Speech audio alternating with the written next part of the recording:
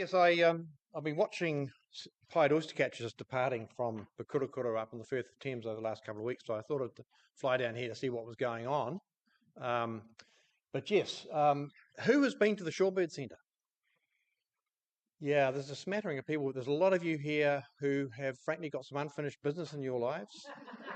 The Shorebird Centre up on the Firth of Thames, run by the Pukorokoro Miranda Naturalist Trust, which this year is celebrating its 50th anniversary. So it's quite the story. And we've decided that this year is year of the Wrybill. Okay? If anyone's ever wondered how these things come about, how you get the year of this or the year of that, I've decided that all you do is you decide it's going to be, and then you set up to make it so. And that's why I'm here today to do this commercial break. Because in my time up there, in 32 years at the Shorebird Centre, I've become increasingly aware that for many New Zealanders, they don't know Wrybill. Well, if they know of Wrybill, they don't make the link with these rivers and how critically important. I mean, we're talking about the other species on the riverbeds, but for Wrybill, these rivers are the only game in town. And so our aim is not only just to celebrate our 50th anniversary, but to raise the level of awareness among people about Wrybill. Okay. And I came to here last year for the seminar, and I think this year is going to be the same.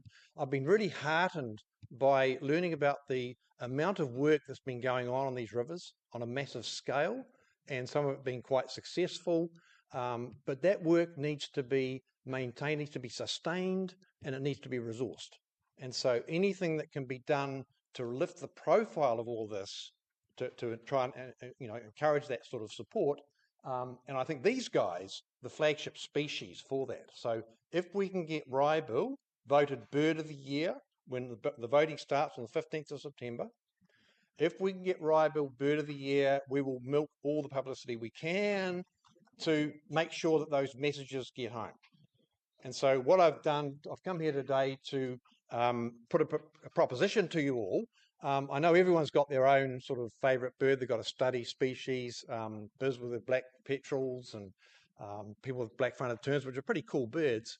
But I'm going to ask that everyone here, and if you encourage all your friends, family and networks to consider this as well, is to park your favourite bird just for this year. Make it number 2. And I promise to support them next year.